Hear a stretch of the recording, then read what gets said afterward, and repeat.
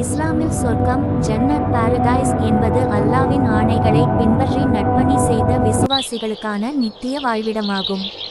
திறந்த புத்தகம் குரான் சொல்வது. சொர்க்கத்தில் நதிகள் ஓடும் தோட்டங்கள் இருக்கும். சூரா அல் பகரா நள்ளிரவு 2:25.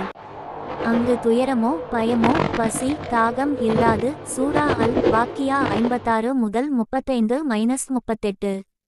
அங்கு பொன் கிண்ணங்கள் பட்டு உடைகள் சுகம் தரும் பானங்கள் இருக்கும். சூரா அல் இன்சான் 76-12-22. மிக முக்கியமாக அல்லாவின் முகத்தை காண்பது சொர்க்கவாசிகளுக்கு மிகப்பெரிய பரிசாகும். புத்தகங்கள் ஹதீஸ் சொல்வது. நபி முஹம்மது கூறினார், சொர்க்கத்தில் யாரும் இதுவரை கண்டதில்லை கேட்டதில்லை யோசித்ததுமில்லை என்ற அளவுக்கு நன்மைகள் உள்ளன. சஹீஹ் புகாரி மற்றும் முஸ்லிம்.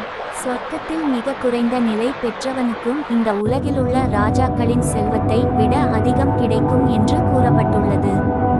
சொர்க்கம் என்பது நித்திய ஆனந்தம், துயரமற்ற வாழ்வு, அல்லாவின் அருகாமை பெறும் இடம்.